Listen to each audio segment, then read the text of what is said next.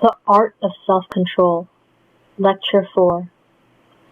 One of the reputed wisest men that ever lived said, "He that is slow to anger is better than the mighty, and he that ruleth his spirit than he that taketh a city."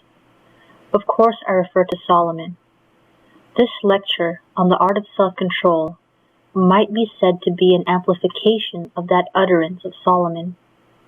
I am free to admit that it is much easier to talk about self-control than it is to practice it. But nevertheless, there are certain ways whereby we can, in a measure, exercise self-control. The fact that Solomon made the remark quoted does not appeal to one particularly, unless one can see the reason for so acting. There are persons who, if they read in the scriptures that certain things should be done, will do them because the scriptures command them to be done. And there are persons who will do things because their parents or someone who they love or honor says such a thing should be done. In such cases, the effort is but a perfunctory one. Unless a reason for so acting be given, and very little good comes of the obedience to the command under either of those circumstances. Let us see if there is a reason for Solomon's aphorism. It goes without saying that no one can be truly great who has not the power of self-control. It does not matter how many virtues a man may have if he allows himself to give way to paroxysms of anger and loses his self-control at critical moments. His greatness becomes largely diminished. Neither can he become really successful in any chosen field or line of work unless he has first developed self-control. Napoleon said, if he could keep his anger below his chin, he could control men. In other words, when his emotions became dominant, then self-control was lost, and when he lost control of himself, he had no power to control others. Grant's great strength lay in his power of self-control at critical moments. George Dewey destroyed the Spanish fleet quickly and completely because he controlled himself first and afterwards his men. His command to his captain was, "When you are ready, Gridley, you may fire." Imagine, if you can, a statesman who has not developed this art of self-control, and you will find that at the moment he needs self-mastery most, it utterly deserts him. Imagine one of the great financiers of this country not having sufficient control over his tongue to keep his plans secret, and how long would he be a factor in the world of finance? In the case of physical health, unless there is an approximate control of the emotions, there will never be permanent good health, because there cannot be perfect health without perfect self-control. The reactions which naturally follow outbursts of emotions bring about physical disorder, if not immediately, then in the course of time. And above all, there can be no progress made in occultism unless there be self-control, and that which really determines the growth of a student is his power to control himself. Without this power, intuition cannot be fully awakened, clairvoyance and clairaudience cannot manifest, and his development is otherwise greatly retarded. A student cannot make use of the higher forces of nature unless he becomes self-controlled first.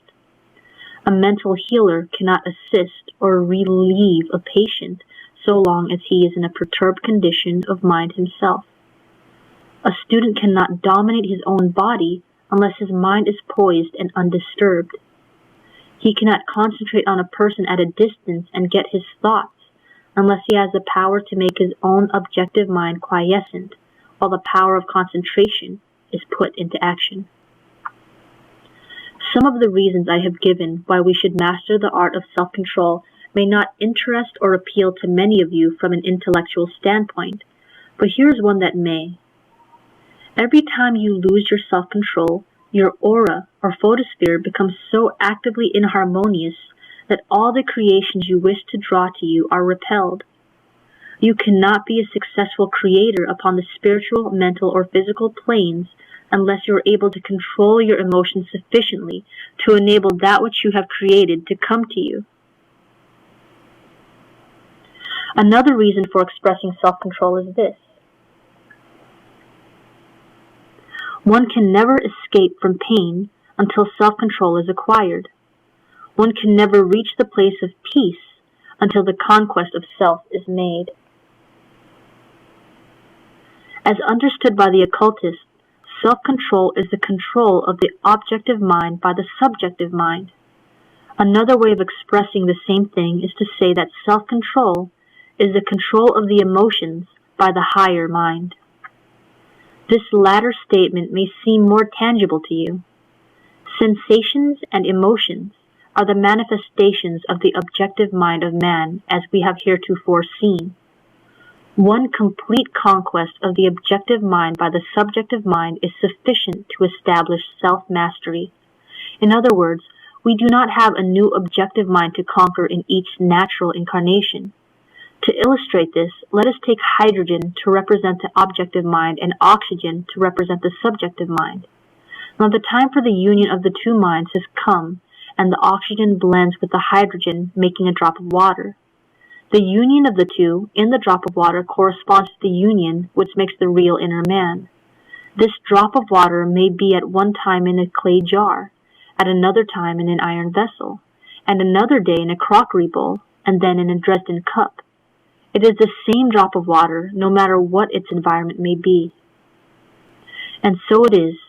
During all your different incarnations, there is but one entity, the psychic man, who is composed of these two minds incarnating together in different physical bodies. And if you once conquer your objective mind, you will be its ruler throughout eternity. Look at it in this light. It does not seem such a hard thing to do when you consider that you have only one conquest to make. But while there may be but one conquest, there will be many battles to fight, and it is during these battles that victory is constantly shifting, sometimes being on one side and sometimes on the other. But finally, the conquest must be made by the subjective mind. In the early part of our evolution, the pleasures of a physical and animal life seem to be greater than the pain and consequently the subjective mind. In order that it might receive the pleasures of sensation, permits the objective mind to have absolute dominion. But any force grows with use, and the objective mind, as it manifests itself more and more, becomes so strong that finally the reactions that follow pleasure bring more pain than pleasure, and the subjective mind awakens to the situation and begins to demand a way out of the pain. We have been indulging in these sensual pleasures during all the ages past. Life after life, we have given way to the objective mind, and have allowed it absolute sway and dominion, because we thought there was more pleasure to be had out of life in that way. But reactions came, and pain taught us that there is a better way to live. Pain is the evidence that the objective mind has not been fully conquered. In the last lecture, you were shown some of the characteristics of both minds. But there are a few other facts that I will mention which may possibly help you to identify yourself with the subjective mind, or your real self. The subjective mind is the I am I of man. It is the self-consciousness, or that part of him which studies the states of his consciousness and modes of mind. It is the center of consciousness in him, and until it has been awakened, there can be no self-control. Emotions will not control themselves, and as the term implies, there must be a self which can control them. There are two aspects of both these minds, the positive and the negative. In the subjective mind, the negative side is the intellectual and the positive side is the will. But at this period in our history, the intellectual side of our nature is awakened and the will is not. The objective mind also has two aspects, the negative or reasoning side and the positive side or desire. These two aspects in the objective mind are blended to a large extent, and because they are thus united, that mind is strong.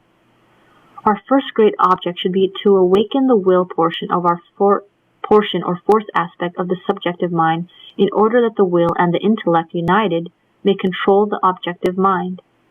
There is force enough in the positive side of this subjective mind to accomplish anything it desires, and therefore it is to our interest to awaken this latent but tremendous force in ourselves. Let us see how it works. I say I wish to do something. That is the desire or the positive side of my objective mind expressing itself. But another aspect of my mind replies, no, you must not do that because it is not right. Here are certain aspects of my two minds in activity: the desire or positive portion of my objective mind and the intellectual or negative portion of my subjective mind. And if my will or positive portion of my subjective mind is not awakened, it will be more than likely that the positive side of my objective mind will win the battle.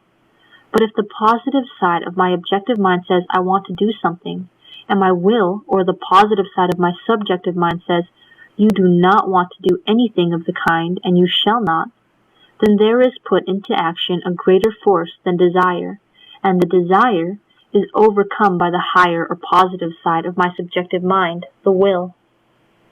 The emotions are natural forces on their proper plane, and because they are natural, many persons think it unnecessary to control them, and many who would like to control them do not know how, because they do not understand their own natures.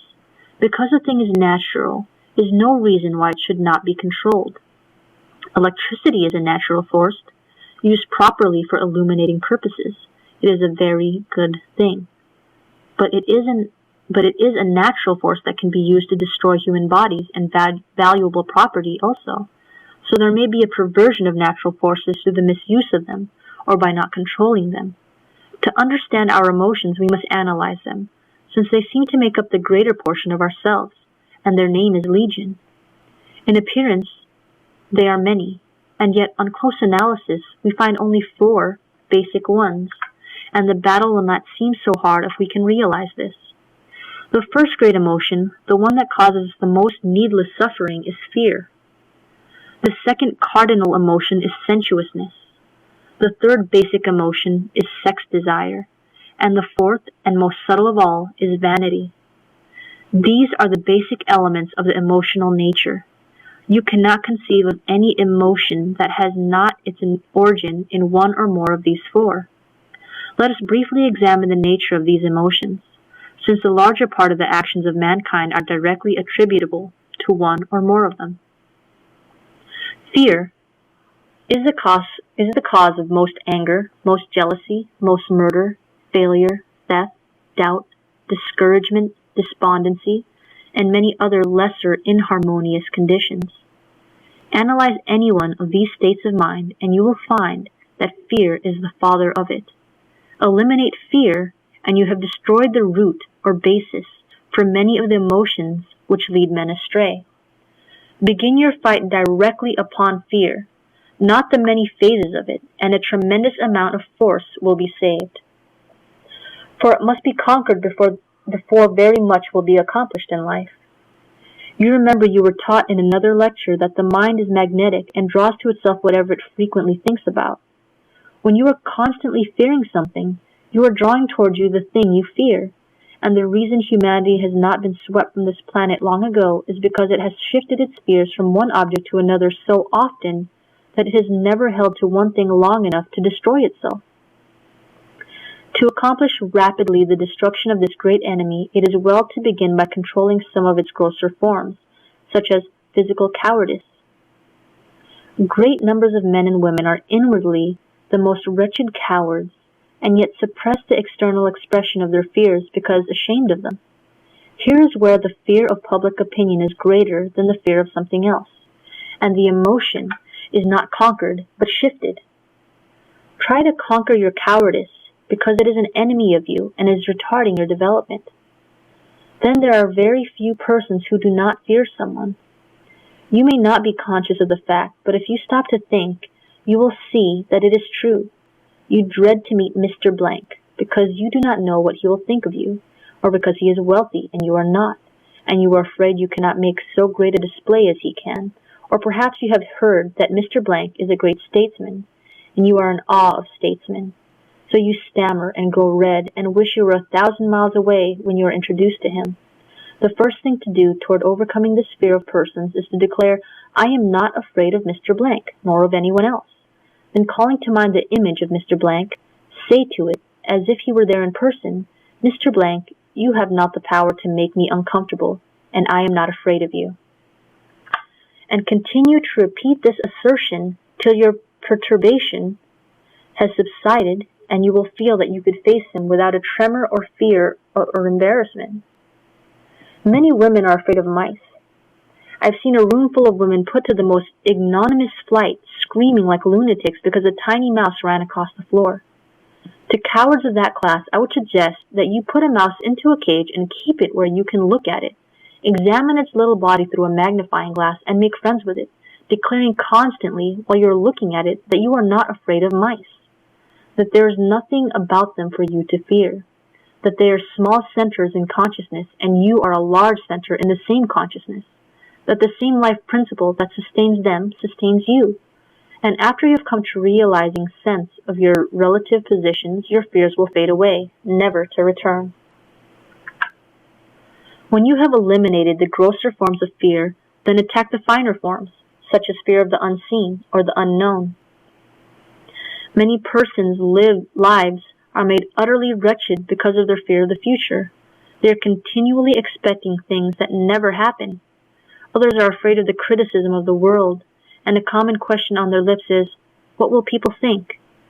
You should remember that the world always criticizes and condemns everything and everybody that it does not understand. You must declare, therefore, that you are not afraid of the criticism of any individual, nor of the public at large, that you are not dependent upon anyone for your health, wealth, or happiness, and that the approval and disapproval of other persons, whether collective or individual, are alike to you. If you declare this earnestly and often, you will overcome all fear of criticism. Fear being eliminated, we next turn our attention to sensuousness, which is the result of a perversion of natural forces. The animal indulges his senses in order that he may live, but man indulges his senses not only that he may live, but also to get pleasure from his indulgences. And it is the overindulgence that constitutes the perversion of this natural force. Reaction seldom follows the natural indulgence of the senses for the purpose of living. If a creature eats because he is hungry and stops when the hunger is appeased, there will be no reaction. But when the senses are indulged more for pleasure than from necessity, and there has been an overstimulation, a reaction always follows the indulgence. Asceticism is one of the moral reactions from sensuousness. In many places in the Orient, especially in India, asceticism is taught as the proper method of living. Many schools of philosophy in America have adopted this Eastern teaching. This is the other extreme, and like most extreme views, is not productive of the best results. Hence, the Western school of occultists does not agree with the Eastern school on this point, which, after all, is but a question of the method of development. Suppression of the senses is not the best plan, and Western occultists have found that better results are gained from regulation of the senses. By regulation is meant a moderate indulgence in all that pertains to the normal use of the senses, but never yield to overindulgence. In this manner you may have all the pleasures of life without the reactions. Sackcloth and ashes do not indicate that the wearer of them has become spiritual. To deny the body its natural functions, or to whip or torture it, does not make a person wise nor good, and there is no more reason in trying to gain spirituality through asceticism than there is through overindulgence. Use your senses properly and enjoy all the harmless things of life, and let the mind, not the desire, determine the extent of the use of the senses.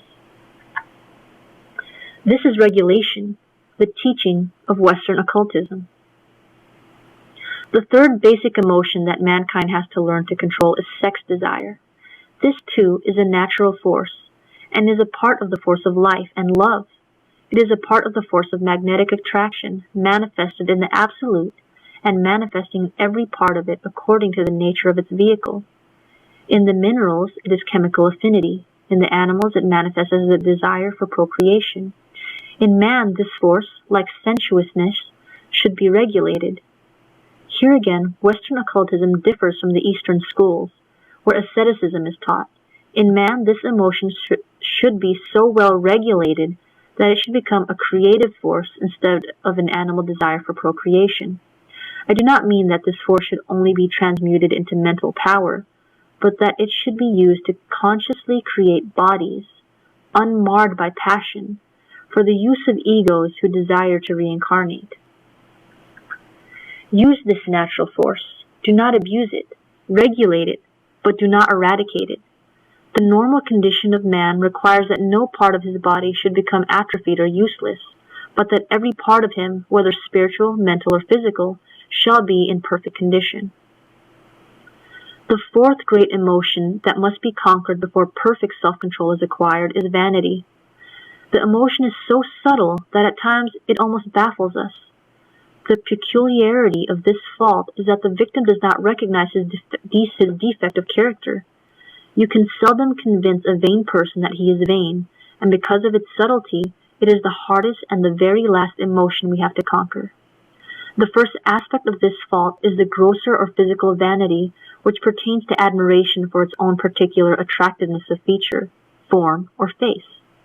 It is the feeling which prompts you to wear a particular style of dress, not because the dress is beautiful, and because you love the beautiful, but because you believe others will admire you in it.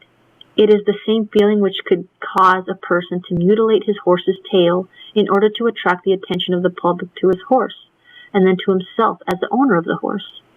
This grosser form of vanity we can conquer if we wish to, because occasionally it is revealed to us by our friends or enemies, and when it is discovered, it can be eradicated. But this is only the beginning of the battle, because next beyond, and still more subtle, is another phase of vanity, which is mental, and this is still harder to recognize in ourselves. Mental vanity expresses itself in all mental forms.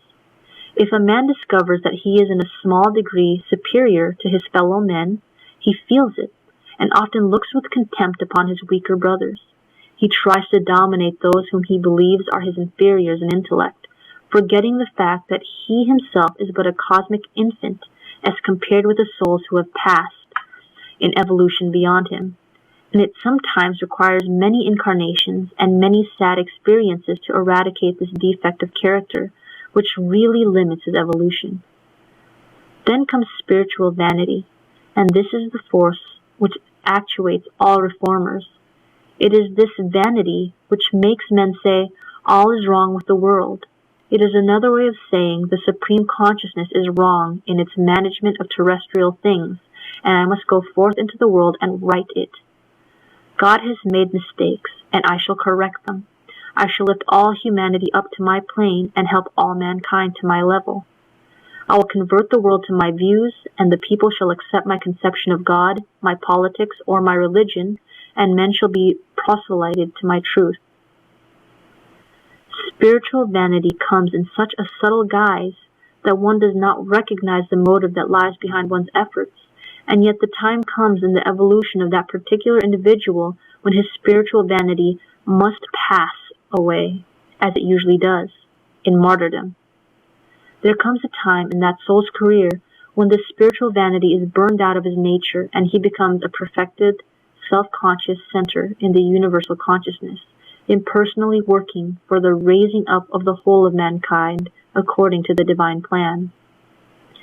Here's the true atonement, where your saviors pass away from the adulation and worship of men and become the unseen and generally unknown workers for humanity, the silent brotherhood, who teach, inspire, and raise humanity as fast as it can receive, with never a word of praise, never a word of recognition, never a word of thanks or of appreciation from the world for their sacrifices and their efforts.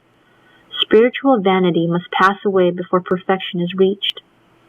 At present, we may battle with the first two forms of vanity and leave this last aspect to be conquered in some other incarnation. Thus we have these four great basic emotions which must be controlled. To do this, we must learn to exercise our wills. There are two very good rules by which, if persistently followed, self-control can be attained. The first is never speak until you have thought with your subjective mind. It will be impossible for you to speak before you have thought at all, because you cannot have a material manifestation of speech until there has been some mental action. But do not let the emotions of the objective mind become expressed in words before you have thought with the subjective mind.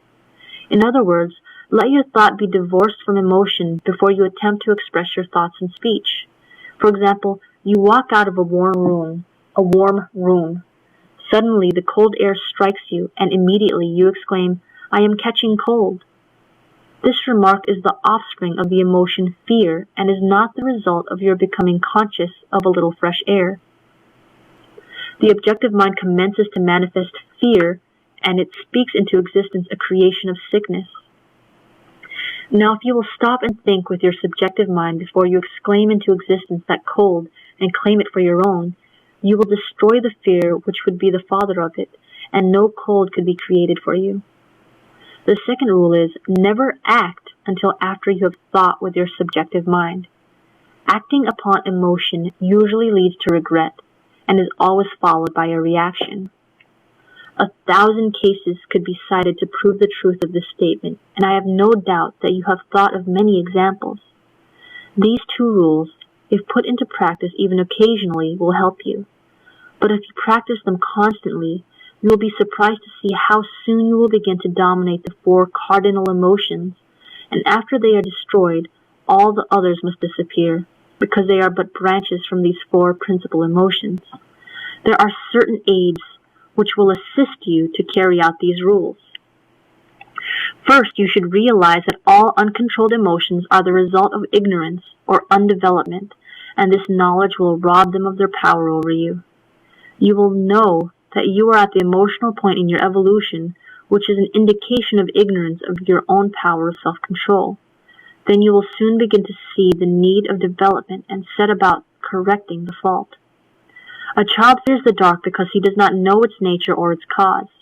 If he is carried into a dark room and the light is turned on, when he sees nothing there to injure him, his fear is immediately dissipated. His fear was banished when his ignorance was destroyed. If you can show a person that there is no bad luck except that which he has created, and that the evil he fears he builds for himself, immediately you destroy the power he has given to these conceptions. If a man is vain of his knowledge, and he can be made to see that the field of knowledge is unlimited, and that his vanity over the small amount that he possesses is but an indication of his great ignorance, immediately his vanity disappears.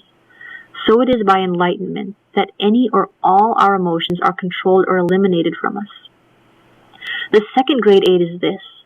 If we understand what habit is and know the law which underlies it, and if we know that much of our yielding to our lower natures and our lack of self-control is a matter of habit, we shall be able to destroy habits much sooner than if we do not understand them. I cannot enter very fully into this subject at this time, but will give you a good working basis to begin with. There are 2 elements that enter into the formation of a habit. The first is what we may call the law of periodicity, or periodical return, and the second is the initial impulse. The law of periodicity causes a thought or an act to be repeated within a determinate time. The intensity with which the thought was projected, or the act performed, determines the time in which the tendency to repeat itself will manifest. Let me try to make this plain to you. Look at an electric light for a moment, then shut your eyes, and note the effects. Immediately there is a mental vibration or picture of a bright light that passes away after a short time. Now it reappears, to pass away again. Again it appears and disappears, growing dimmer with each appearance, until finally it fades out altogether. This is an example of the action of the law of periodicity. And every thought, every feeling, and every tendency will repeat itself at given periods of time according to the intensity of the initial impulse that gave it birth. Recognizing this law, if you will remember the exact time your habits repeat themselves, you will be prepared to overcome them with greater success. What is called the association of ideas is another illustration of the working of the law of periodicity. For example, if we go to our room or to any place where we can be alone and send out an intense thought at 9 o'clock in the morning or at any special hour, we will find on the following day at the same hour that we will be inclined to repeat the thought. If we yield to our inclination each day, at the end of a week the habit will be formed, and it will require some effort to resist the temptation to repeat the practice we have begun. This is the way habits are formed through the cyclic law, bringing back to us the thoughts and things we ourselves have created. Someone may say to me, "You are going to lose something," and my heart will almost stop beating as this picture is presented to my mind. The next time I see the person who made the suggestion of loss, That same picture will rise up in my mind because I associate that person with the suggestion made to me. When I pass the place where we were, when the suggestion was made, I will remember it and tremble with fear. And after a while, the habit of thought will become so firmly established with me that I will think of the loss predicted until the picture materializes and becomes a reality on the objective plane. But the same law which helped you form the habit will help you overcome it if you but reverse the rule in this way. When the mental picture recurs, destroy it by denying that it can materialize. For example, if you have been holding a picture of loss, declare that you cannot lose anything that belongs to you. And when your picture of loss comes up, refuse to look at it and put into its place a picture of something that you want. If you have a habit of thinking of yourself as an invalid, destroy that habit of thought by picturing yourself in the possession of perfect health. If you have created the habit of picturing death for yourself or for a friend, reverse the picture and see him and yourself well and happy. And the law of periodicity will bring your new pictures along with the old ones, since they are associated together. Each time both pictures appear, look at the new and refuse to see the old, and soon the old picture will fade out and disappear and a new order of things will be established. The third great aid in conquering the emotions is through the power of suggestion. Heretofore, the objective mind has been making most of the suggestions which the subjective mind has passively received. For example, you feel a draught of cold air, and immediately your objective mind suggests to your subjective mind, which is really you, that you are taking cold. You accept the suggestion and reply, yes, that is true. I shall take cold, and if I sit in this draught. And immediately you commence to see the picture of yourself with a cold. You've accepted the suggestion and claimed the creation of the objective mind for your own, and there is nothing that will prevent the picture from materializing for you. But if you will use the same amount of force in refusing to accept the suggestion of your objective mind that you do fighting the cold after it has materialized, you will not let it materialize at all. If you desire to conquer the emotion sensuousness, and your objective mind insists upon gratifying its appetite for the pleasure of eating, you should take the position that you do not want any more food, and should suggest to your objective mind that it does not want any more. Speak to it as if it were another person or a child.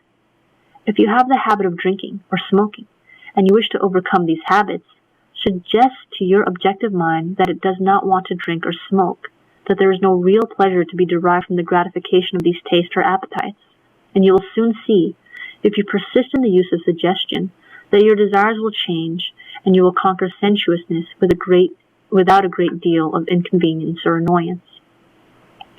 There are certain declarations and suggestions that most persons who work along this line find extremely beneficial, and I will give you a few of them. Suggest to your objective mind, I am your master, and you are my servant, my instrument, and you must obey me. If you persist in making this declaration, you will soon begin to feel that you are master, and your objective mind must accept it as the truth. And as soon as both minds recognize the truth of that declaration, from that moment, self-control and self-mastery is assured. Another way to take from the objective mind its power over the subjective mind is to declare, you cannot control me, or you cannot disturb or make me uncomfortable. The word cannot expresses limitation always. Used in the proper place, it destroys wrong creations. Used improperly, it limits one's power to progress. It is useless to argue with the objective mind, because it's a waste of force. One might as well argue with an animal and expect to convince it of the error of its ways. The only way to be successful in conquering it is to command and compel it to obey. And when it attempts to argue with you, command it to be silent. Say, peace, be still, and let that be your answer to all its protests and arguments. And the greater the vehemence with which you speak these words, the sooner will the objective mind obey you. Separate yourself from your objective mind in thought, and for convenience, while learning to master it, identify it with your body. Realize that you are separate from and superior to it. Treat it as if it were a child entrusted to your care by deity to educate and enlighten. While you are putting into practice these suggestions, demand daily from the Supreme Power the highest wisdom that you are capable of receiving, and all things, whatsoever ye shall ask in prayer, believing ye shall receive.